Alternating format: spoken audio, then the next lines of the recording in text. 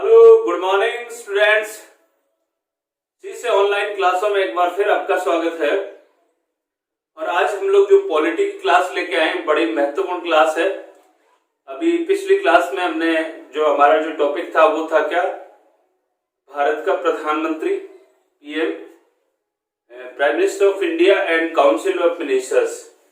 और आज हम बात करने वाले हैं कि जो आपका मंत्री परिषद और मंत्रिमंडल, दो शब्द आप लोग सामान्यतः देखते हैं।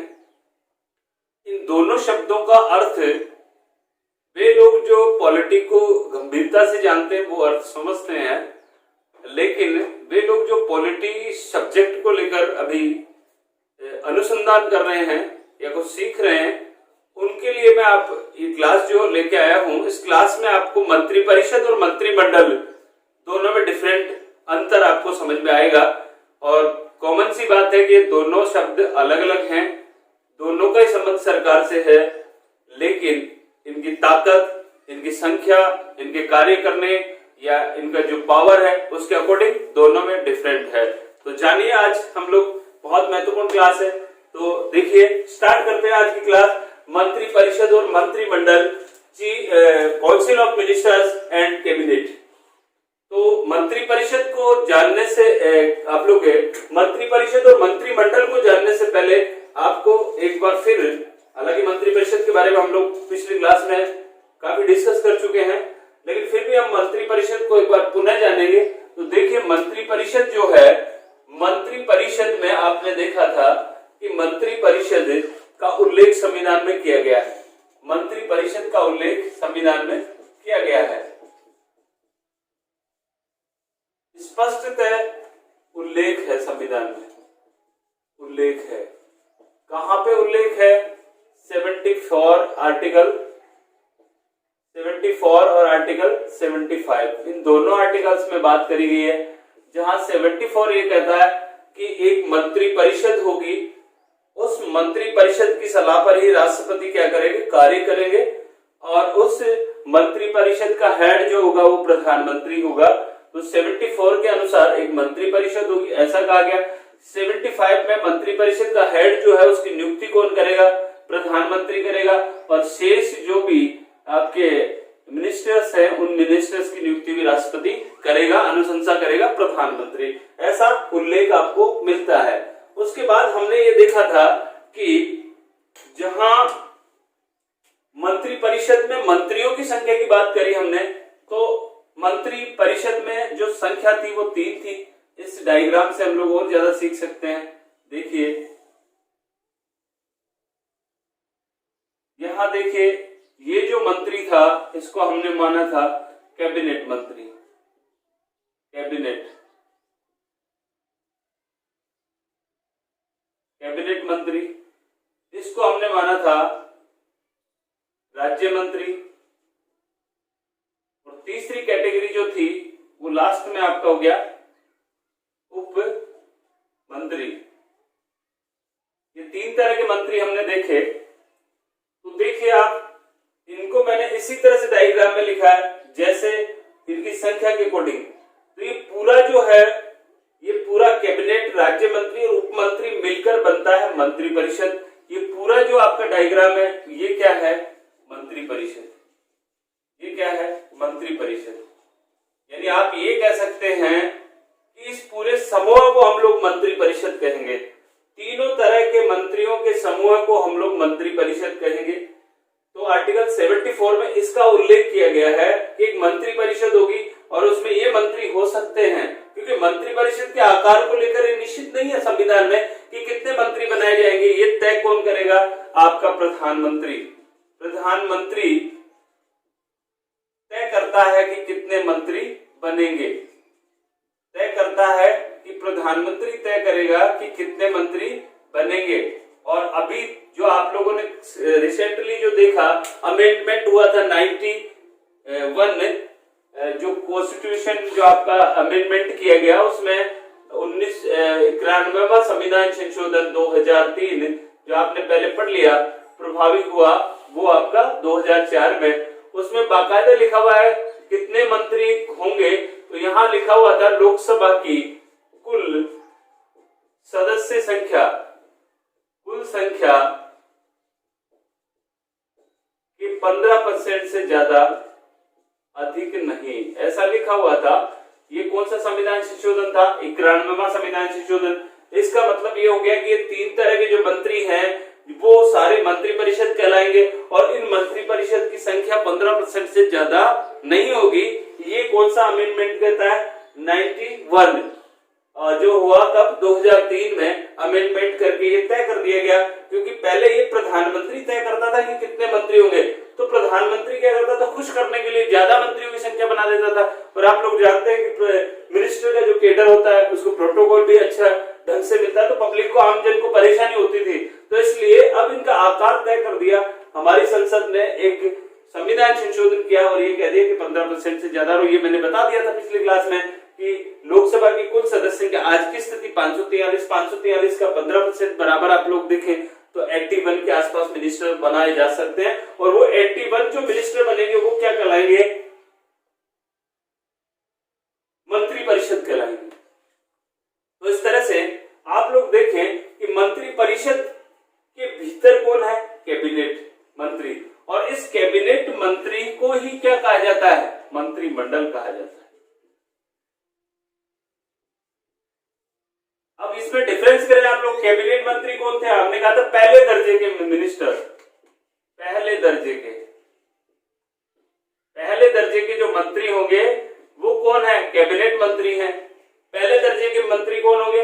कैबिनेट मंत्री होंगे। और ये उच्च वरिष्ठ होते हैं जिनका कैडर लगभग प्रधानमंत्री के बराबर होता है। तो सभी प्रधानमंत्री नहीं बन सकते, इसलिए कुछ मोस्ट इंपॉर्टेंट लोग जो होते हैं पार्टी के, उन लोगों को कुछ इस तरह के विभाग दिए जाते हैं जिन विभागों के वो स्वतंत्र मालिक होते हैं, या ये कह सकते हो प्रभारी होते हैं।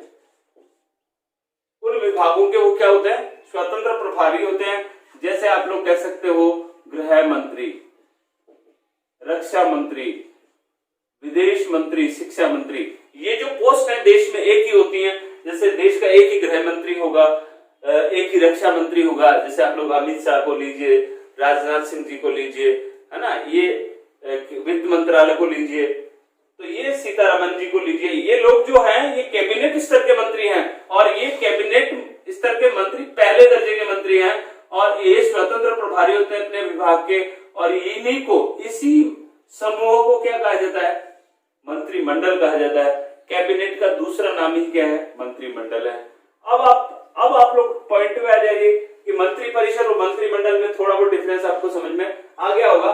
तीसरी हमने जो बात करी थी ये थी कि उसके नीचे जस्ट आपका जो कैबिनेट मंत्री है उसके सहयोग के लिए दूसरे मंत्री बनाए जाएंगे जो दूसरे दर्जे के होंगे। और ये दूसरे दर्जे के मिनिस्टर जो होंगे इनमें कुछ लोगों को कई बार पोर्टफोलियो के जरिए प्रधानमंत्री चाहे तो स्वतंत्र प्रभार भी दे देता है। बाकी सभी लोग स्वतंत्र प्रभार नहीं होता है इनके पास, वो इनकी हेल्प करने के लिए होते हैं। और नीचे वाला जो बचा वो तीसरे दर्जे का होता है और तीसरे दर्जे का ऊपर वाले दोनों की हेल्प करता है। ये तो था आपका राज्य मंत्री। तो ये आप लोग ये कह सकते हैं, आप लोग इन तीनों को मिला दिया जाए तो वो बनेगी आपकी मंत्री परिषद। और इसका मंत्री परिषद का ये भाग क्या है? कैबिनेट मंत्री है। तो शायद आपको ये बात समझ में आ गई होगी। अब हम लोग थोड़ा सा बड़ा करके देखते हैं, जूम करते हैं कि वास्तव में कैबिनेट में क्या क्या मामले आते हैं और मंत्री परिषद में क्या मामले। तो पहले यहाँ मंत्री परिषद को लेकर आप लोगों के मन में कंफ्यूजन नहीं होना चाहिए। मंत्री परिषद का उल्लेख कहाँ पे है? 74 और 75 में है। इसका मतलब संविधान निकाय है, ये एक तरह से कह सकते हो संवैधानिक निकाय है।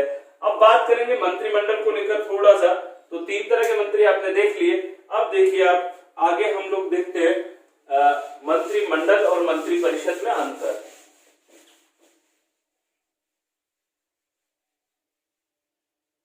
शायद आपको समझ में आ गया होगा इतना। आगे देखें,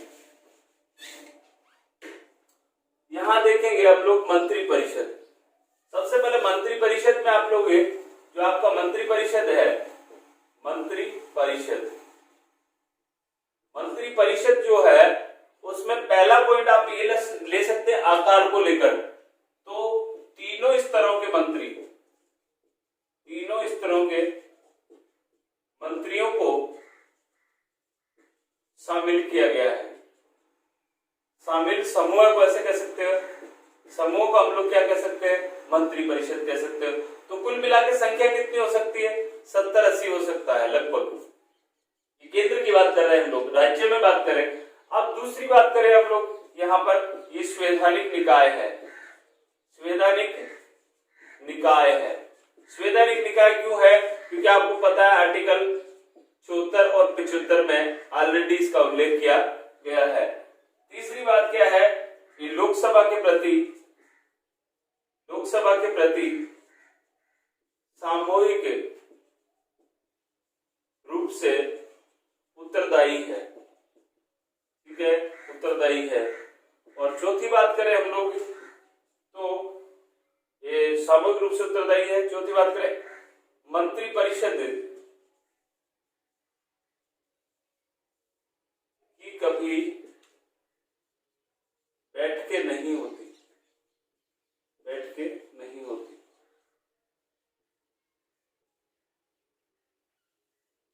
मंत्रिपरिषद के सभी निर्णय मंत्रिमंडल लेता है,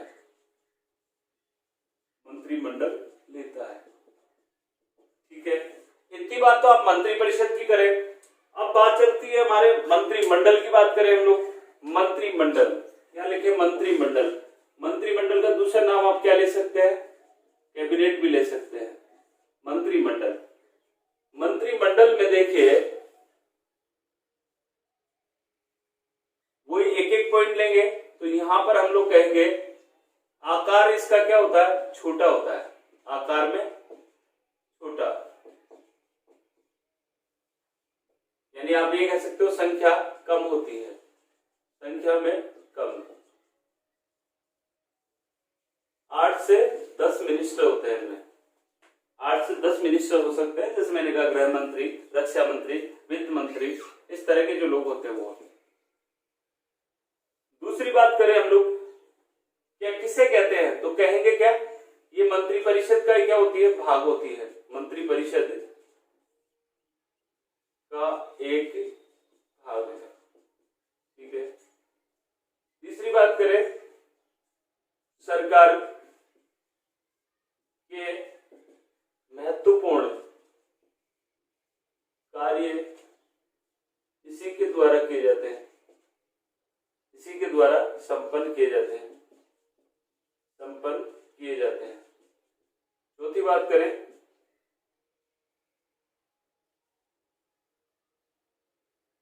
कैबिनेट या आप कहें मंत्रिमंडल की ही बैठक होती है, उसी में महत्वपूर्ण निर्णय लिए जाते हैं। पांचवी बात करें मंत्रिपरिषद के निर्णय, मंत्रिपरिषद की बैठकें लोकसभा प्रति। तो यहां हम पांचवी बात में ये कह सकते हैं, इसका उल्लेख कहां है, ये बात पूछी जा सकती है। मूल संविधान में इसका उल्लेख नहीं था, मूल संविधान में इसका उल्लेख नहीं था, ये ध्यान रखना अपना। मंत्रिपरिषद का उल्लेख है लेकिन इसका उल्लेख नहीं था, इसका उल्लेख नहीं था, इसका मतलब क्या है, कहां है इसका उल्लेख। तो देखिए यहां पर हम बात करें आर्टिकल, इसका संविधान में, यहां से लेंगे, संविधान में केवल एक बार इस शब्द का प्रयोग किया गया है, इस शब्द का प्रयोग किया गया है। और कहां किया गया है, आर्टिकल 352 आते आपको समझ में आ गया होगा, नेशनल इमरजेंसी, राष्ट्रीय आपात, राष्ट्रीय आपात, ये अच्छे से पढ़ लिया हमने। राष्ट्रीय आपात जब लगता है तो वहां पर लिखा हुआ है कि अनुशंसा जो करेगा, लिखित में अनुशंसा करेगा मंत्रिमंडल, और उस मंत्रिमंडल की अनुशंसा पर 1 महीने के लिए आप लोग राष्ट्रीय आपातकाल की घोषणा राष्ट्रपति कर सकते हैं। उसके बाद उसे संसद में अनुमोदन कराना होगा। ये यहां पर लिखा हुआ है मंत्रिमंडल। तो बात करिए आपने कि कहां कहाँ इसका उल्लेख, तो आर्टिकल 352 में इसका प्रयोग किया गया है। यहाँ से कई बार प्रश्न पूछा गया है। पहली बार कब किया गया, पहली बार संविधान में जोड़ा गया है ना, क्योंकि मैंने कहा संविधान में इसका उल्लेख नहीं है। तो यहाँ आप लोग देखें कौन से अमेंडमेंट के द्वारा, 44वां संविधान संशोधन कब हुआ, आपको पता है 1978 में जनता पार्टी की सरकार ने ये अमेंडमेंट किया था और मंत्रिमंडल शब्द जोड़ दिया गया, जिससे पहले मंत्रिपरिषद का उल्लेख किया गया था। मंत्रिमंडल के अनुशंसा पर ही राष्ट्रपति क्या करेगा, राष्ट्रपति देश में इमरजेंसी लागू करेगा। तो ये संशोधन करके ऐसा जोड़ दिया गया और अब जो स्थिति बनती है, जब भी नेशनल इमरजेंसी लगेगी मंत्रिमंडल लिखित में अनुशंसा देगा तभी ऐसा होगा। तो मूल संविधान में इसका उल्लेख नहीं था, लेकिन 44वें संविधान संशोधन 1978 के द्वारा मंत्रिमंडल शब्द जोड़ दिया गया। आर्टिकल 352 में इसका प्रयोग किया गया है और ये वरिष्ठतम, ये जो मंत्रिमंडल जो होता है वो वरिष्ठतम मंत्री होते हैं, वरिष्ठतम मंत्री होते हैं और सरकार के द्वारा जितने भी महत्वपूर्ण काम किए जाते हैं वो मंत्रिमंडल के द्वारा ही होती हैं। और आप देख सकते हैं जब भी कभी भी सरकार की मीटिंग होने वाली है तो सरकार की मीटिंग का मतलब ये नहीं आएगी, ये पूरा नहीं आएगा। पूरा आएगा तो बहुत सारे लोग हो गए, इतने लोग तो गोपनीयता भंग हो जाएगी, इसलिए केवल और केवल ये आएगी, मंत्रिमंडल आएगा। और जब भी देश के सामने जैसे कोई सीरियस मैटर चल रहा है और उसकी बैठक करनी है तो मंत्रिमंडल की बैठक होती है, सप्ताह में लगभग एक बार हो जाती है। आपातकाल चाहे तो वो पहले भी बुला सकते हैं। तो ये तो 8-10 जो लोग होते हैं वरिष्ठ होते हैं, देश को वही चलाते हैं, यानी इन्हीं के नाम पर देश चलता है क्योंकि इनके पास में महत्वपूर्ण मंत्रालय होते हैं। और ये मंत्रिपरिषद के बाकी जो लोग हैं वो इसका क्या करते हैं, सहयोग करते हैं। तो आपको समझ में आया होगा आज की क्लास मंत्रिमंडल और मंत्रिपरिषद को लेकर थी। और इससे संबंधित कोई प्रश्न है आपका तो कमेंट बॉक्स में आप लिखें। अगली क्लास में हम लोग इसको क्या करेंगे, शेयर करेंगे और आप लोगों के प्रश्नों के उत्तर देने की कोशिश करेंगे। शायद आपको ये क्लास समझ में आई होगी। धन्यवाद, मिलते हैं अगली क्लास में।